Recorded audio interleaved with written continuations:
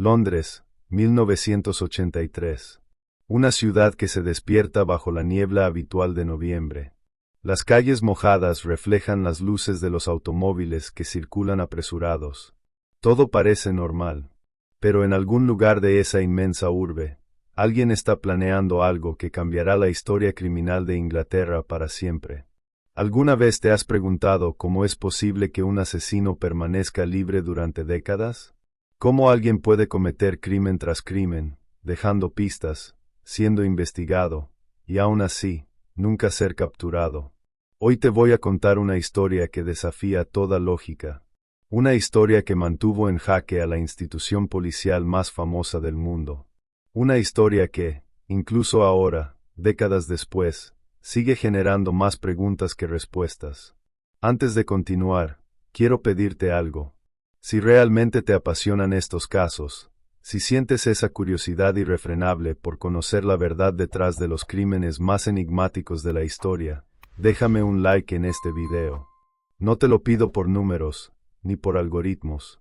Te lo pido porque necesito saber que hay personas ahí afuera que, como yo, no pueden dormir tranquilas sabiendo que hay misterios sin resolver.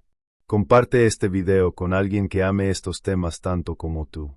Y por favor, dime en los comentarios, ¿desde qué país me estás viendo?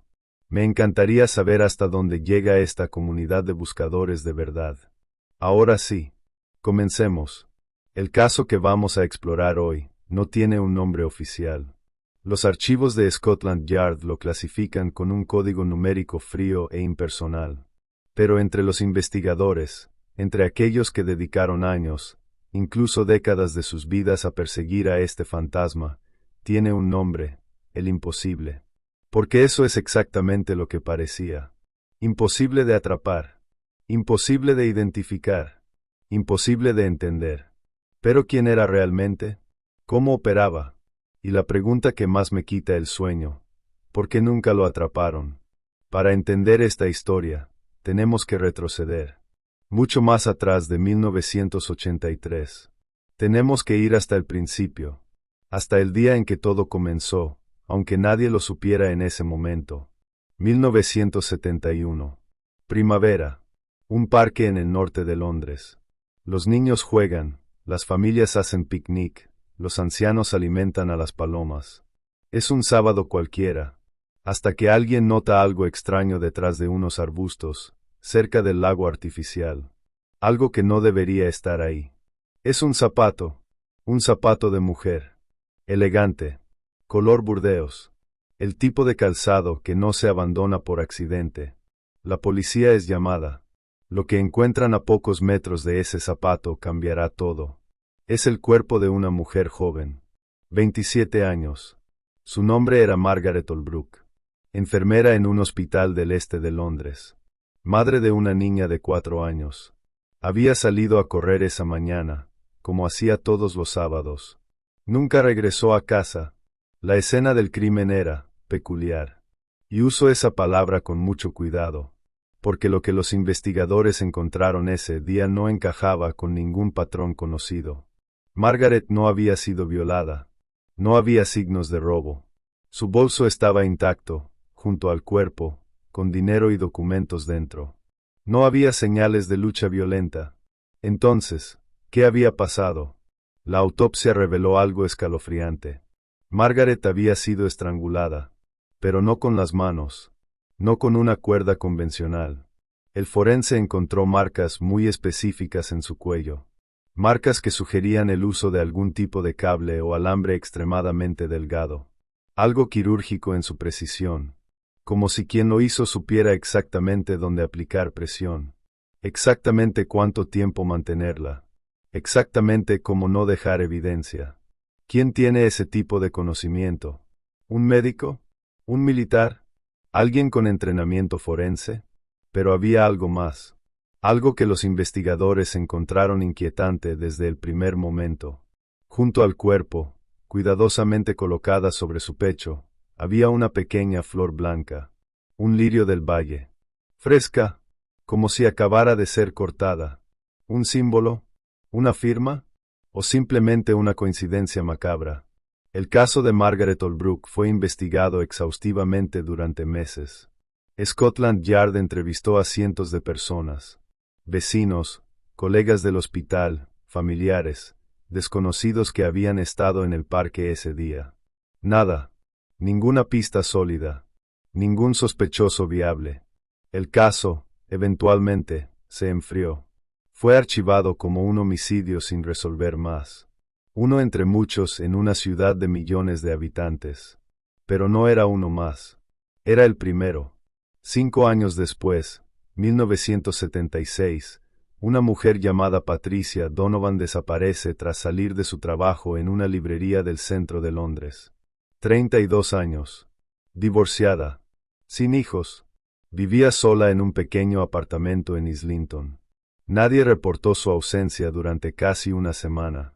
Cuando finalmente la policía entra a su apartamento, está vacío. No hay signos de violencia. No hay signos de nada. Es como si Patricia simplemente se hubiera evaporado. Su cuerpo aparece 3 semanas después, en un bosque a las afueras de la ciudad. Y aquí es donde la historia se vuelve verdaderamente aterradora. Patricia había sido asesinada de la misma manera que Margaret. Estrangulada con un objeto delgado y preciso. Sin signos de violencia sexual. Sin robo. Y sobre su pecho, colocado con un cuidado casi reverencial, había un lirio del valle. ¿Coincidencia? Los detectives que trabajaban el caso de Patricia no pensaban así. Alguien recordó el caso de Margaret Holbrook. Alguien buscó en los archivos. Y cuando compararon ambos crímenes, sintieron un escalofrío colectivo. Tenían un asesino en serie. Pero este no era un asesino en serie común. No seguía los patrones establecidos. No había escalada de violencia. No había mutilaciones.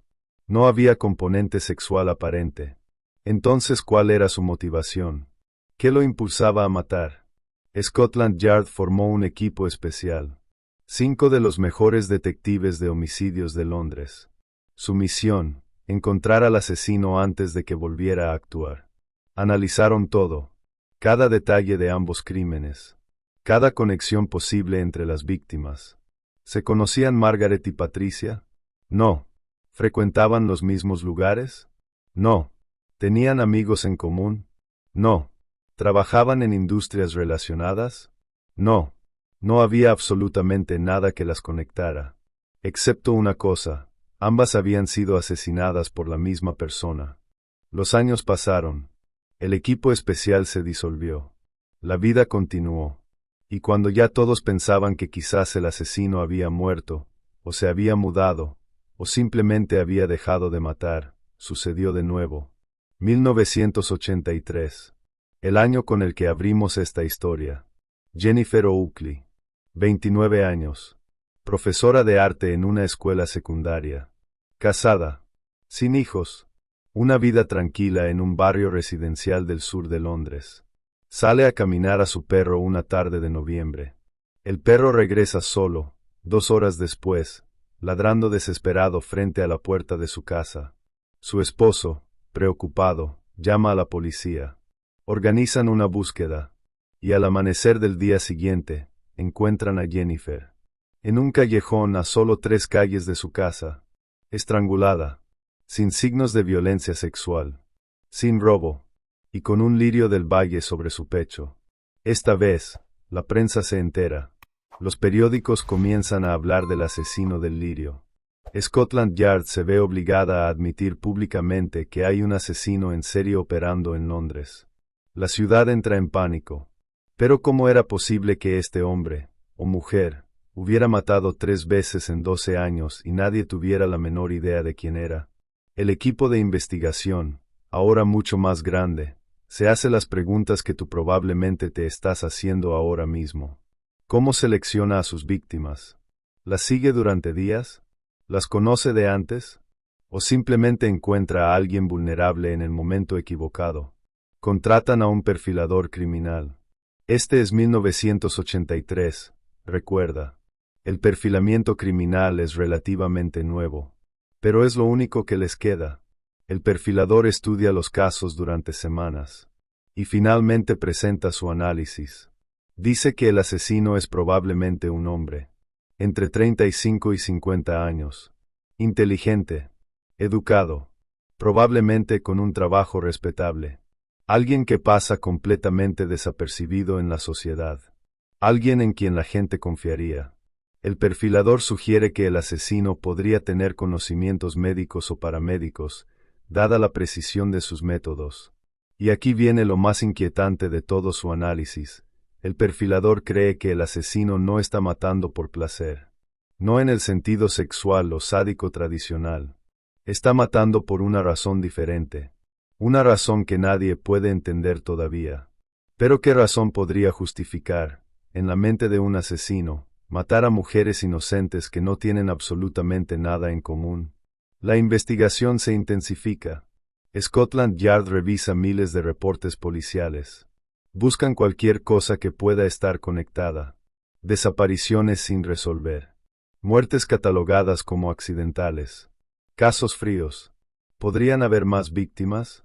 Víctimas que nunca fueron conectadas a este asesino porque sus cuerpos nunca fueron encontrados, o porque la flor no fue notada.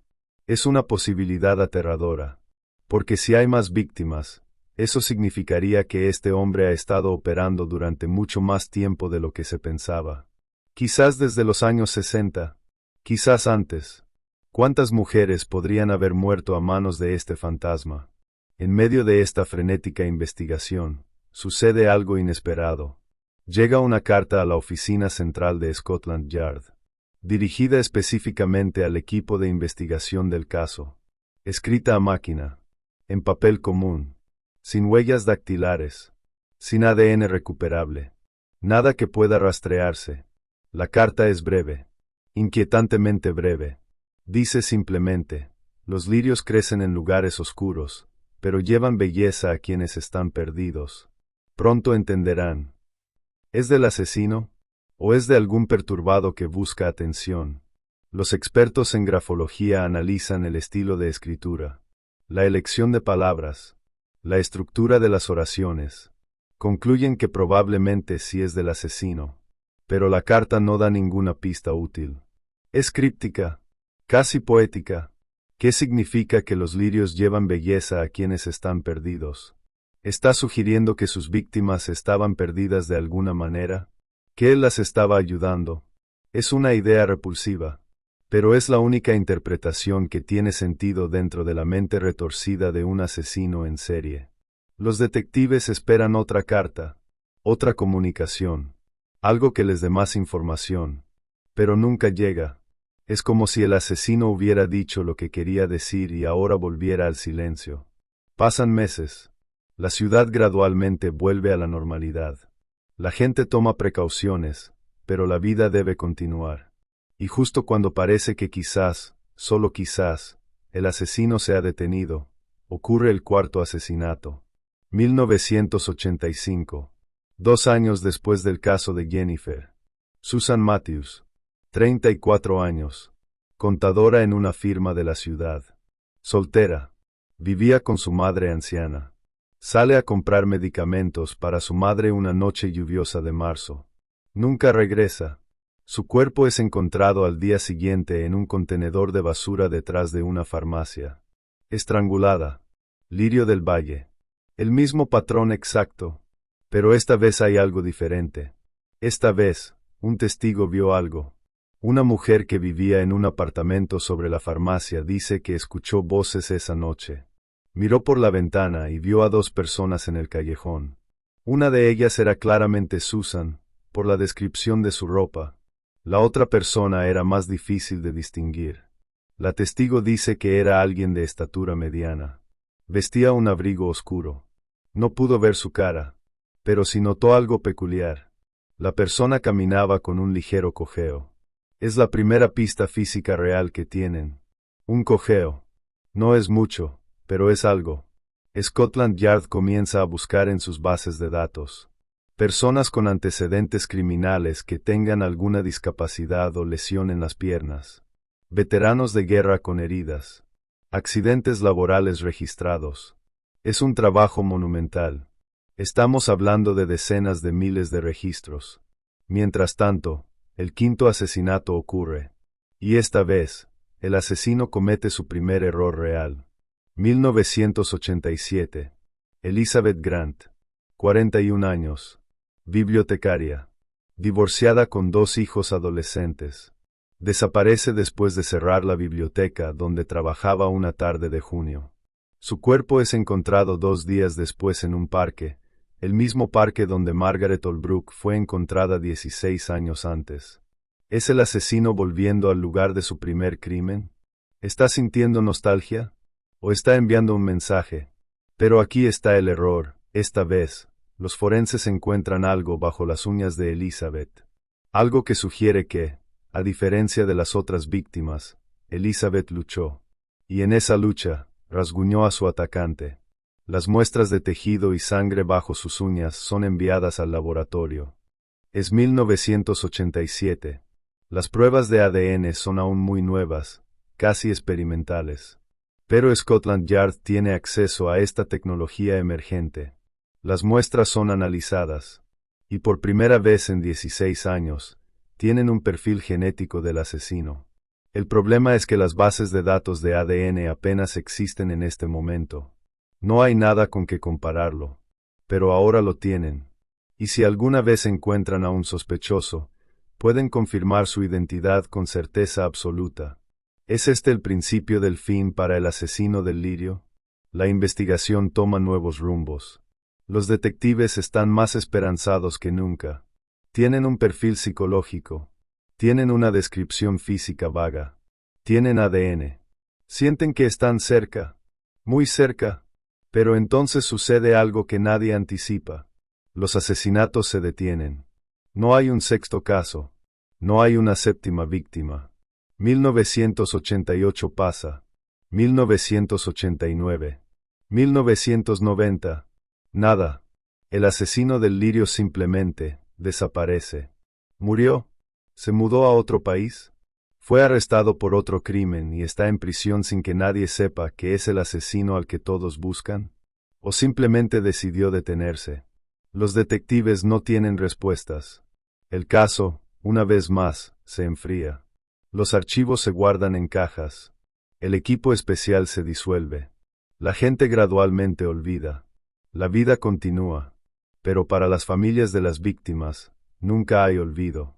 Para ellas, cada día es un recordatorio de que alguien les arrebató a un ser querido, y ese alguien está ahí afuera, libre, quizás viviendo una vida normal, quizás pasando junto a ellas en la calle sin que lo sepan.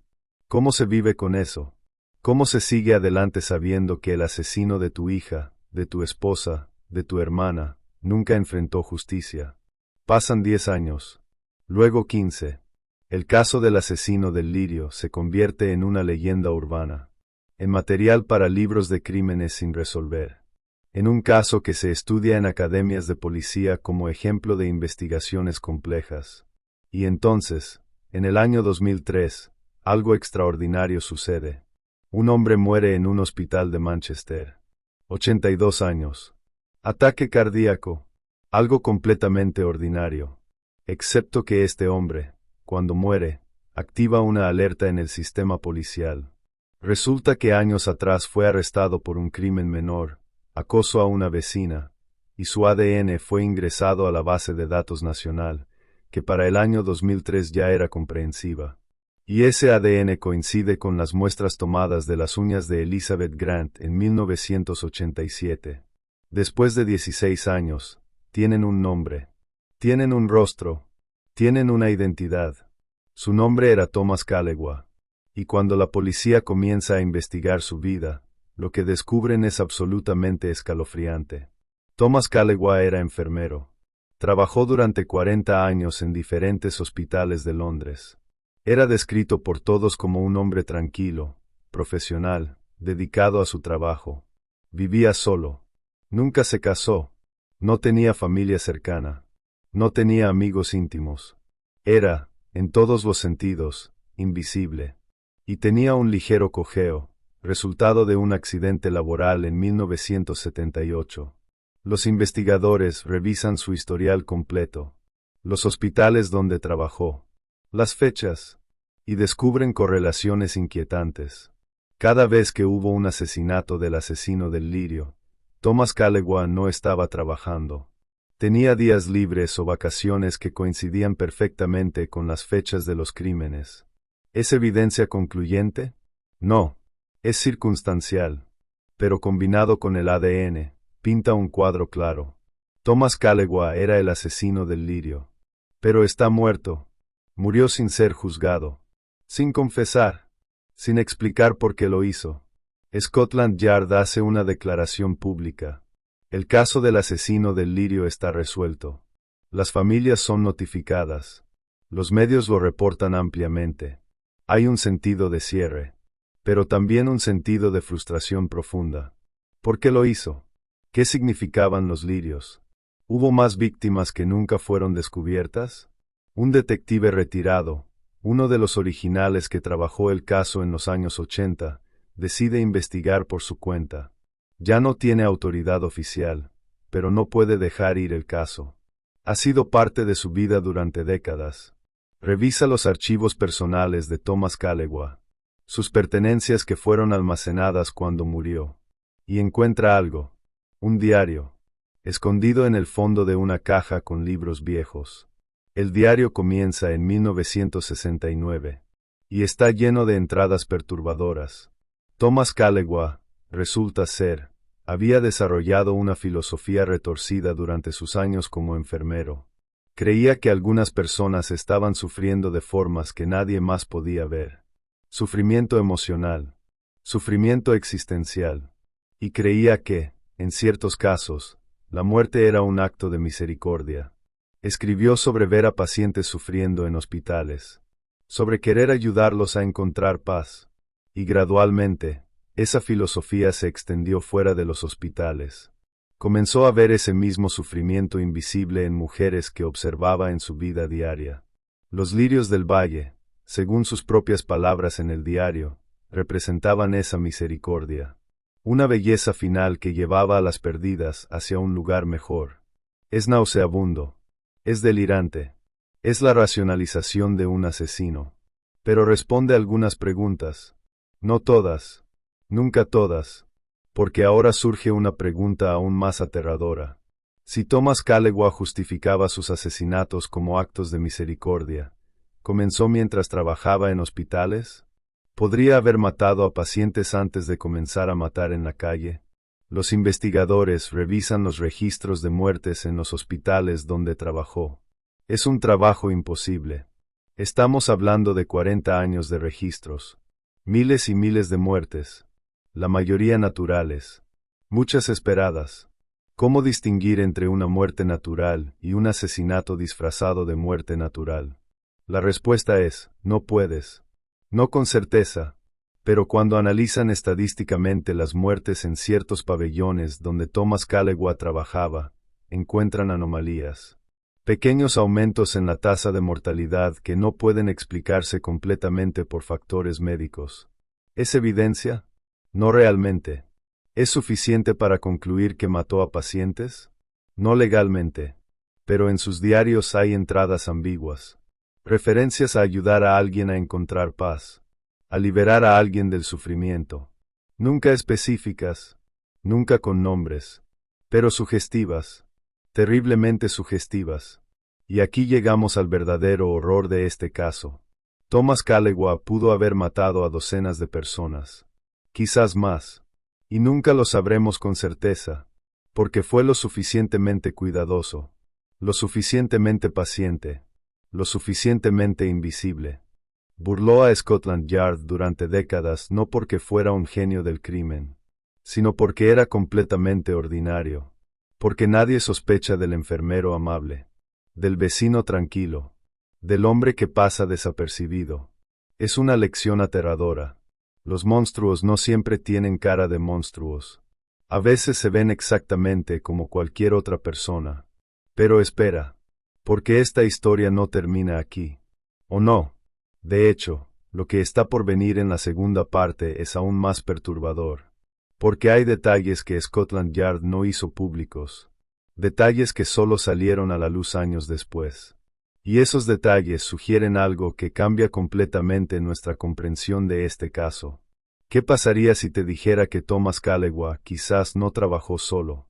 ¿Qué pasaría si te dijera que hay evidencia de que alguien más estuvo involucrado? ¿Y qué pasaría si te dijera que esa persona podría seguir viva? Eso lo descubriremos en la segunda parte de esta historia. Pero antes de irte, necesito que hagas algo por mí.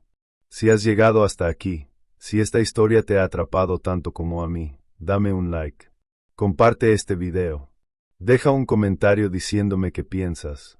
¿Crees que Thomas Callaway actuó solo? ¿O hay algo más oscuro escondido en las sombras de este caso? Y dime, ¿desde qué país me estás viendo? Me fascina saber que hay personas en todo el mundo interesadas en descubrir la verdad detrás de estos misterios. La segunda parte de esta historia será aún más inquietante. Te lo prometo, porque vamos a explorar los secretos que Scotland Yard mantuvo ocultos, los detalles que cambian todo, y la posibilidad aterradora de que el verdadero asesino, o al menos su cómplice, todavía esté ahí afuera. No te pierdas la segunda parte, porque ahí es donde la verdadera pesadilla comienza. Bienvenido de nuevo. Si estás viendo esta segunda parte, significa que la historia de Thomas Callaway te ha atrapado tanto como a mí. Y déjame decirte algo, lo que estás a punto de escuchar hará que todo lo que creías saber sobre este caso se ponga de cabeza. Antes de continuar, si aún no has dado like a este video, este es el momento. No por mí, sino porque contenido como este, que busca la verdad en los rincones más oscuros de la historia criminal, necesita ser compartido. Necesita llegar a personas que, como tú y como yo, no pueden aceptar las respuestas fáciles. Comenta qué opinas hasta ahora. Dime desde qué país me estás viendo. Porque esta comunidad de buscadores de verdad está creciendo, y tú eres parte fundamental de ella. Ahora, volvamos a donde lo dejamos. 2003. Thomas Callaway está muerto. Su identidad como el asesino del lirio ha sido confirmada. Scotland Yard ha cerrado el caso oficialmente. Las familias tienen un nombre. Tienen respuestas. O al menos, eso es lo que todos piensan. Pero un detective retirado, Christopher Hayes, no está convencido. Christopher trabajó en el caso durante los años 80. Entrevistó a cientos de testigos. Revisó miles de documentos. Y ahora, en su retiro, algo le molesta. Algo no encaja. ¿Qué es lo que no encaja en un caso que aparentemente está resuelto? Christopher pasa meses revisando los archivos desde su casa. Su esposa le dice que está obsesionado. Quizás tiene razón, pero las obsesiones a veces nos llevan a la verdad. Y Christopher encuentra algo. Algo que todos pasaron por alto. En el caso del segundo asesinato, el de Patricia Donovan en 1976, había un detalle en el reporte forense. Un detalle pequeño que fue anotado pero nunca investigado a fondo. Junto a las marcas de estrangulamiento, el forense había notado otras marcas en los hombros de Patricia. Marcas que sugerían que alguien la había sostenido con fuerza. Pero las marcas no coincidían con la posición que habría tenido el estrangulador. ¿Qué significa eso? Christopher lee y relee el reporte. Y llega a una conclusión inquietante. Las marcas sugieren que había otra persona presente. Alguien que sostuvo a Patricia mientras Thomas Callaway la estrangulaba. ¿Pero quién? Christopher decide investigar por su cuenta, aunque ya no tiene autoridad oficial. Comienza a contactar a otros detectives retirados que trabajaron en el caso. Les pregunta si notaron algo similar. Y descubre que sí. En el tercer caso, el de Jennifer Oakley, había fibras de tela en su ropa que no coincidían con nada en la escena del crimen ni con la ropa de Thomas Callaway, según lo que se supo después. Las fibras sugerían que alguien más estuvo en contacto cercano con Jennifer antes de su muerte. ¿Cómo es posible que nadie conectara estos puntos antes? La respuesta es simple y aterradora, porque todos estaban tan enfocados en encontrar al asesino que no consideraron la posibilidad de que hubiera más de uno. Es un sesgo cognitivo común. Cuando tenemos una narrativa que funciona, dejamos de buscar inconsistencias. Pero Christopher no puede dejarlo ir. Necesita saber la verdad. Regresa a los diarios de Thomas Callaway. Los lee completos. Son cientos de páginas de caligrafía apretada. pensamientos perturbados, filosofías retorcidas. Y entre todo eso, encuentra referencias veladas a alguien más. En una entrada de 1974, Thomas escribe: "Hoy hablé con J sobre las almas perdidas. Entiende lo que otros no pueden. Compartimos una visión". ¿Quién es J? En otra entrada, de 1979, J me ayudó a ver la belleza en lo necesario. Juntos podemos llevar paz. Y otra, de 1982, discutí con J sobre los límites. Cree que deberíamos ser más audaces. Le dije que la paciencia es esencial. Christopher siente un escalofrío. Thomas Callewa no trabajaba solo. Tenía un cómplice. Alguien identificado solo como J. Y ese alguien no solo sabía de los asesinatos, participaba en ellos. Incluso quería acelerar el ritmo. ¿Pero quién es J? ¿Y dónde está ahora? Christopher busca en los registros de personas cercanas a Thomas Callewa. Colegas de trabajo, vecinos, conocidos. ¿Alguien cuyo nombre empiece con J? Encuentra varios. James Richardson, otro enfermero que trabajó con Thomas durante años. Julian Moss, un médico que supervisaba el pabellón donde Thomas trabajaba. Jennifer Atwood, una técnica de laboratorio que coincidió con Thomas en 2 hospitales diferentes. Christopher intenta contactarlos. James Richardson murió en 1996. Julian Moss está en un asilo de ancianos, con demencia avanzada, incapaz de responder preguntas coherentemente. Jennifer Atwood sigue viva. 73 años. Retirada. Vive en una casa pequeña en las afueras de Londres. Christopher la visita. Se presenta. Le explica que está revisando viejos casos. Jennifer es amable. Invita a Christopher a pasar. Le ofrece té. Hablan sobre el pasado. Sobre trabajar en hospitales. Sobre Thomas Callewa. Y cuando Christopher menciona el nombre de Thomas, algo cambia en la expresión de Jennifer. Solo por un segundo. Un destello de algo. ¿Miedo? ¿Reconocimiento? ¿Culpa? Christopher pregunta directamente. ¿Conocía bien a Thomas Callewa? Jennifer responde que sí, que trabajaron juntos durante casi 10 años. Que era un buen enfermero. Tranquilo. Profesional. Quedó sorprendida cuando supo lo que había hecho. Christopher observa sus reacciones, sus palabras, su lenguaje corporal, y decide arriesgarse. Pregunta si Thomas alguna vez habló con ella sobre filosofías de vida y muerte, sobre misericordia, sobre almas perdidas. Jennifer se pone rígida. Dice que no recuerda nada de eso, que hace mucho tiempo, que su memoria no es lo que era. Pero Christopher ve algo en sus ojos. Reconoce la mirada de alguien que está escondiendo algo. ¿Es Jennifer la misteriosa J? Christopher no puede probarlo. No tiene autoridad para arrestarla. No tiene evidencia física. Solo tiene una sospecha basada en entradas vagas de un diario y una reacción sutil durante una conversación. Pero no puede dejarlo ir. Pasa semanas investigando a Jennifer Atwood, su historial laboral, sus movimientos, y encuentra algo interesante. Jennifer trabajó en el mismo hospital que Thomas en 1971, el año del primer asesinato.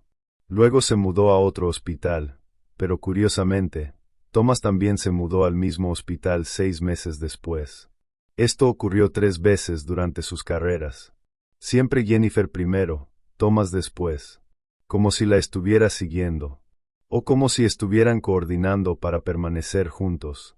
Christopher también descubre que Jennifer tuvo acceso a los mismos pacientes que Thomas en múltiples ocasiones. Y cuando revisa las estadísticas de mortalidad, las anomalías no solo ocurren en los turnos de Thomas. También ocurren en los turnos de Jennifer. ¿Es posible que ambos estuvieran matando pacientes en los hospitales? ¿Y luego extendieron su actividad fuera de los hospitales? Christopher lleva sus hallazgos a Scotland Yard. Pero se enfrenta a un problema. El caso está oficialmente cerrado. Thomas Callewa está muerto. No hay presupuesto para reabrir la investigación basándose en especulaciones de un detective retirado. Le dicen que a menos que tenga evidencia concreta, no pueden hacer nada. Las entradas del diario son demasiado vagas. No mencionan nombres completos. No describen crímenes específicos. Legalmente, no son suficientes. Christopher está frustrado. Pero entiende. Sin evidencia sólida, Jennifer Atwood permanece como una ciudadana respetable. Una enfermera retirada que nunca ha sido acusada de nada. Pero entonces sucede algo que cambia todo. Es 2008. Han pasado 5 años desde que la identidad de Thomas Callegua fue revelada. Christopher ha seguido investigando discretamente, pero sin avances reales. Y entonces, una mujer desaparece en las afueras de Londres. Su nombre es Rebecca Porter, 47 años, divorciada. Trabaja como coordinadora administrativa en una clínica médica. Sale de su trabajo un viernes por la tarde. Nunca llega a casa. Su cuerpo es encontrado el lunes siguiente, en un parque, y la forma en que fue asesinada es espantosamente familiar. Estrangulada con un objeto delgado y preciso, sin signos de violencia sexual, sin robo, y sobre su pecho, colocado cuidadosamente, hay un lirio del valle. ¿Es posible? ¿El asesino del lirio ha regresado? ¿Pero cómo, si Thomas Callegua murió hace 5 años? A menos que nunca fuera solo Thomas Callegua. A menos que J esté continuando el trabajo. Scotland Yard se ve obligada a reabrir el caso. Christopher Hayes es contactado como consultor. Esta vez, lo escuchan. Esta vez, hay un cuerpo nuevo. Evidencia nueva. Y las viejas sospechas sobre un cómplice cobran nueva relevancia. Los forenses analizan la escena del crimen de Rebecca Porter. Comparan todo con los crímenes anteriores. Las marcas de estrangulamiento son casi idénticas. La colocación del lirio es exacta. Es la misma firma. El mismo método. La misma filosofía retorcida. Pero hay algo diferente. Los forenses encuentran ADN en la escena. Bajo las uñas de Rebecca. En su ropa. Y cuando lo analizan, no coincide con el ADN de Thomas Callegua. Es ADN de una mujer. Christopher siente que su corazón se detiene. Estaba en lo correcto. J es una mujer. Y su principal sospechosa siempre fue Jennifer Atwood. Comparan el ADN con la base de datos nacional. No hay coincidencias. Jennifer nunca fue arrestada por nada, así que su ADN no está en el sistema. Pero ahora tienen causa probable. Un juez emite una orden para obtener una muestra de ADN de Jennifer Atwood. La policía la visita. Le explican la situación. Solicitan una muestra voluntaria. Jennifer, sorprendentemente, acepta. No contrata abogado. No se niega. Simplemente acepta. ¿Por qué alguien culpable haría eso? Las muestras son enviadas al laboratorio. Y mientras esperan los resultados, Christopher no puede dejar de pensar. ¿Qué pasaría si está equivocado?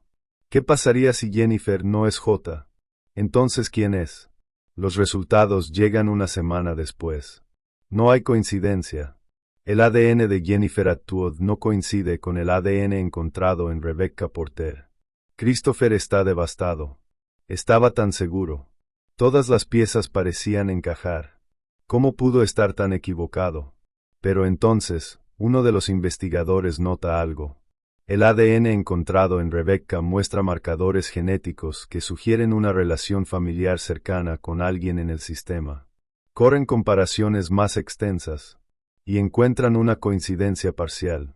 El ADN es consistente con ser familiar de primera línea de alguien en la base de datos. Específicamente, hija de Thomas Callegua. ¿Thomas Callegua tenía una hija? Los investigadores se sumergen en los registros de Thomas. Nunca estuvo casado. No hay registro de hijos. Pero buscan más atrás. Y encuentran algo. En 1962, una mujer llamada Sarah Winters dio a luz a una niña en un hospital de Londres. El padre no está listado en el certificado de nacimiento. Pero Sarah Winters trabajó como recepcionista en el mismo hospital donde Thomas Callegua hacía su residencia como enfermero ese año. La niña se llamaba Julia Winters. Julia. J. Christopher siente que todo cobra sentido de repente. J no era un colega. No era un cómplice externo. Era su hija.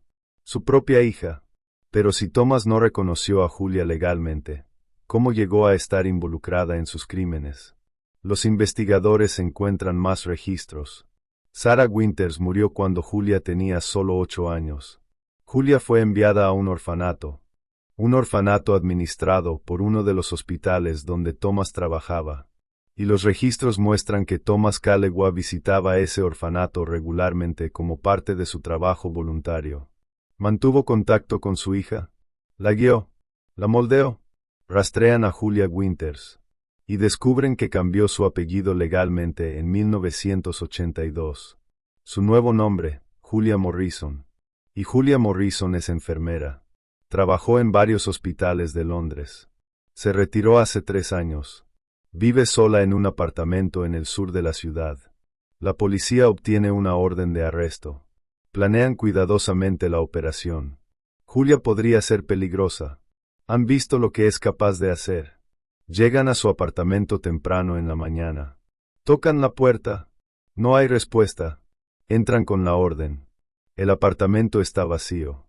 No en el sentido de que no hay nadie, sino en el sentido de que no hay casi nada. Muebles mínimos. Paredes blancas. Todo impecablemente limpio. Antiséptico.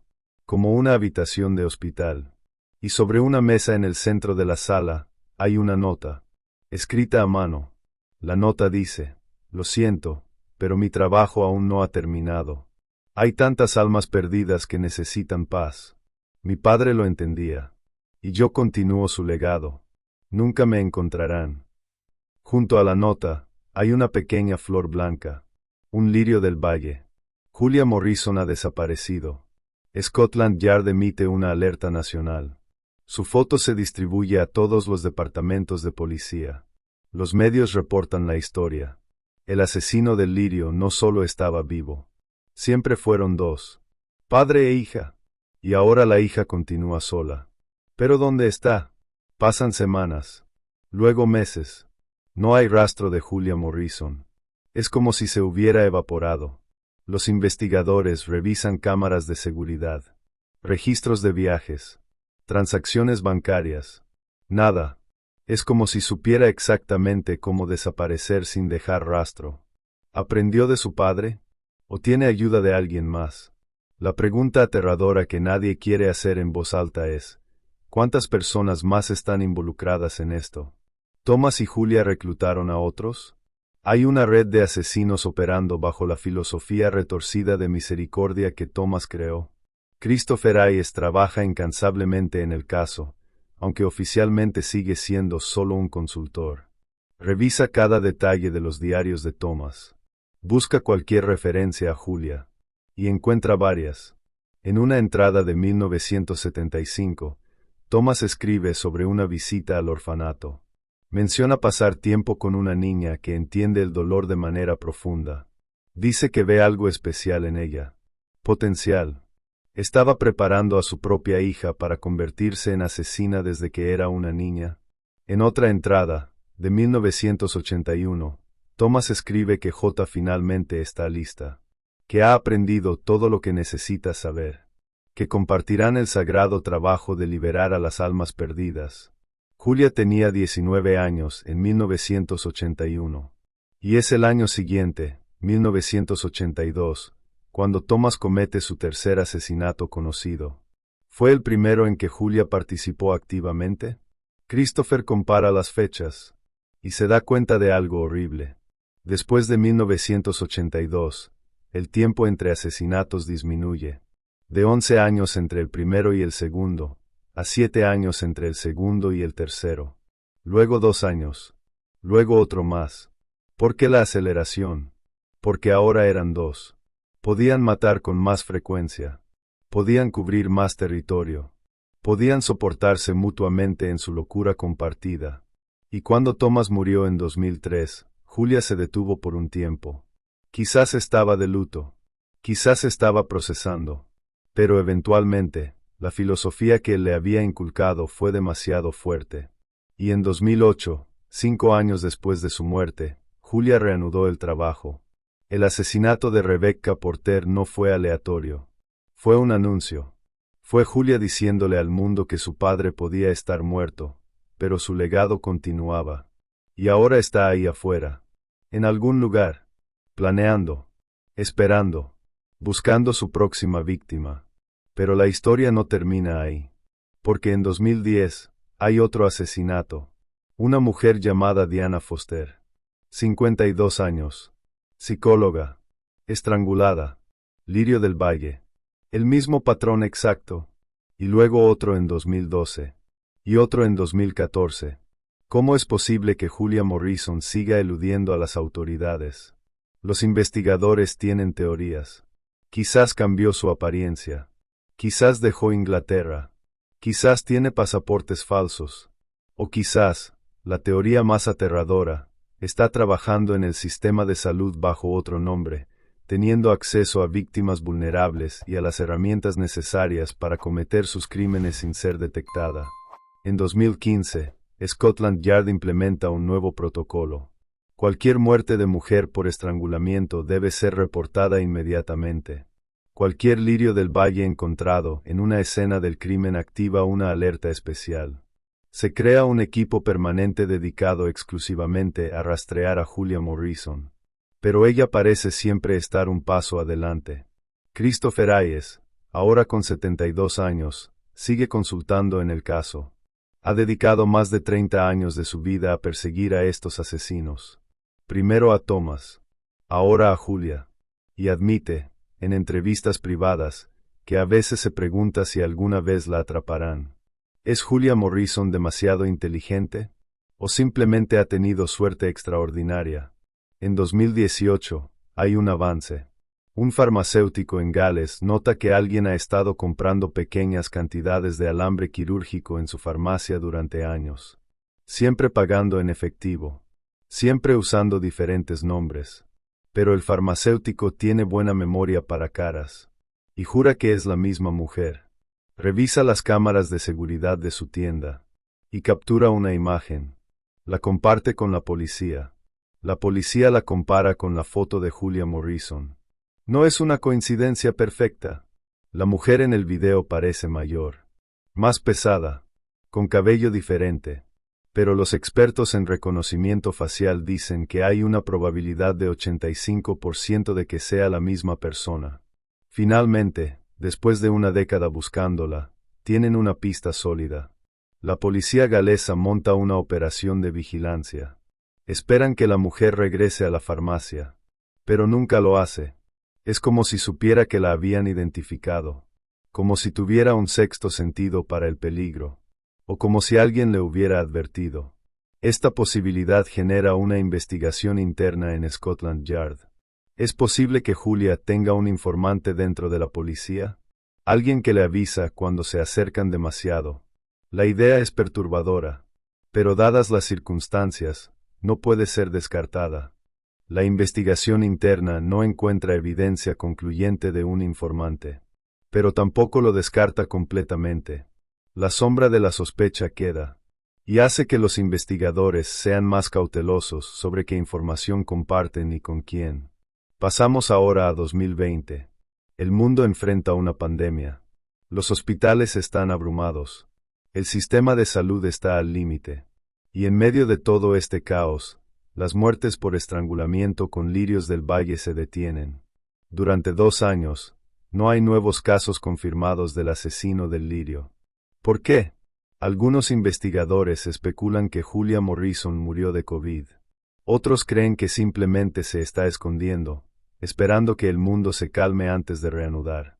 Y algunos pocos susurran una teoría más oscura, que está trabajando en un hospital COVID, y que las muertes que está causando están siendo atribuidas al virus. Es una teoría imposible de probar, pero también imposible de descartar completamente. Y luego, en 2022, sucede. Una enfermera en Birmingham nota algo extraño. Una paciente anciana muere durante la noche. Su muerte no es inesperada, está muy enferma.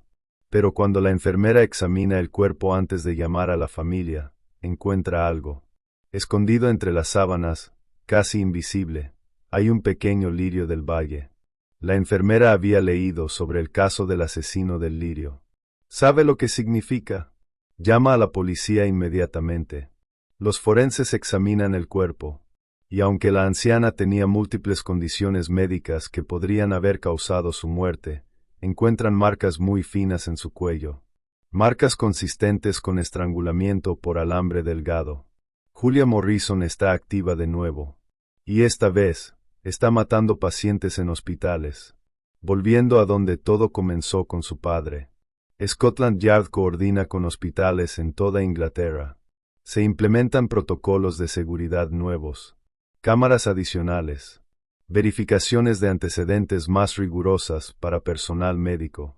Pero es un esfuerzo monumental. Hay cientos de hospitales.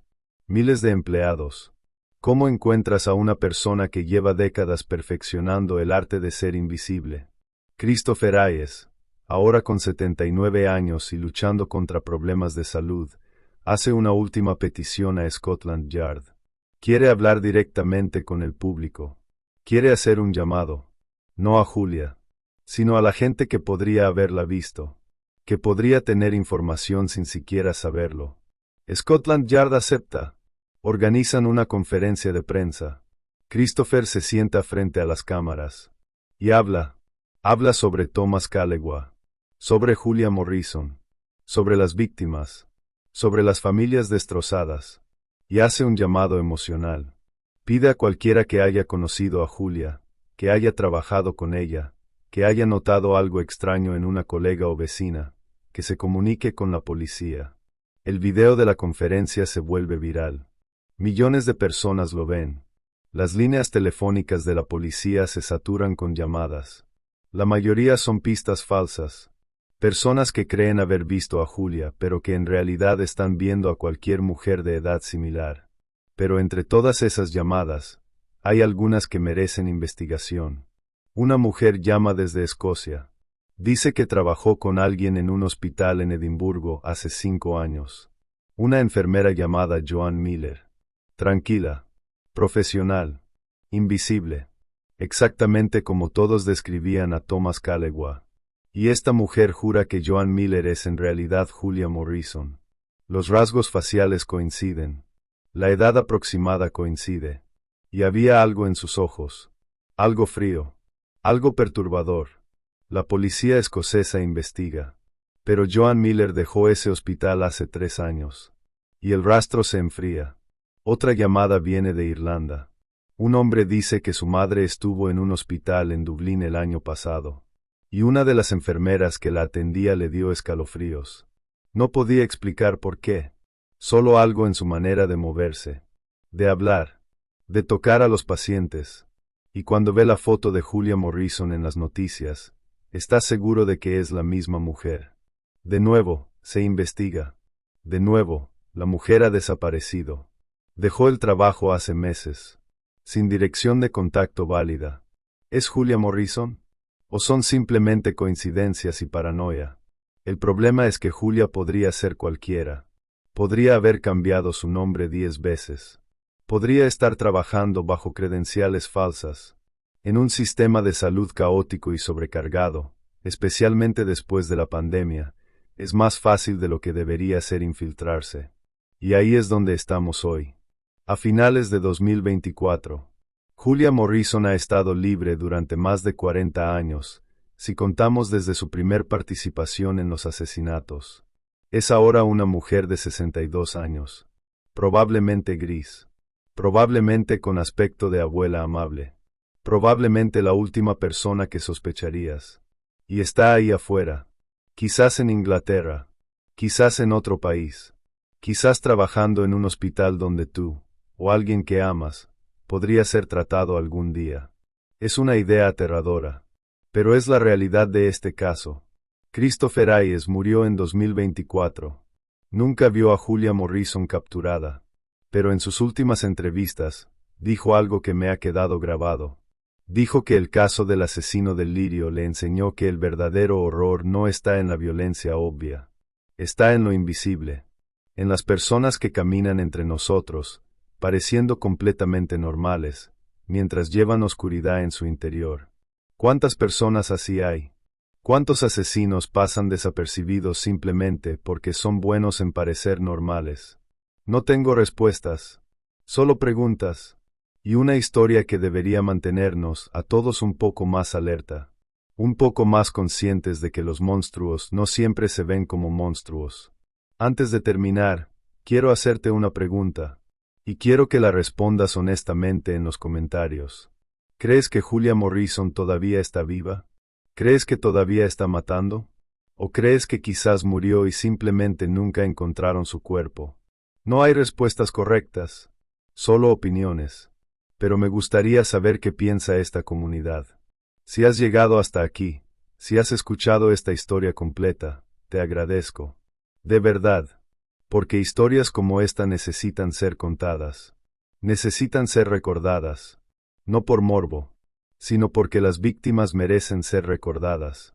Y porque la verdad, no importa cuán oscura sea, siempre merece ser conocida. Dale like a este video si crees en eso. Compártelo con alguien que aprecie estas historias tanto como tú. Y dime en los comentarios, ¿desde qué país me estás viendo? Me fascina saber que hay una comunidad global de personas interesadas en estos misterios. Hay muchos más casos como este. Casos que desafían la lógica, que cuestionan nuestra comprensión de la justicia y el crimen. Y seguiré trayéndolos. Seguiré buscando la verdad en los lugares más oscuros de la historia criminal. Pero por ahora, esta es la historia del asesino del lirio. Thomas Callegua, que burló a Scotland Yard durante décadas hasta su muerte.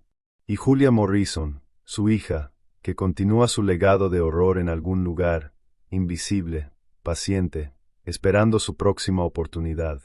Y la pregunta final, la que me quita el sueño, ¿alguna vez la encontrarán? Solo el tiempo lo dirá. Gracias por ver. Nos vemos en el próximo caso. Y recuerda, la verdad siempre está ahí afuera, esperando ser descubierta. Solo necesitamos tener el valor de buscarla.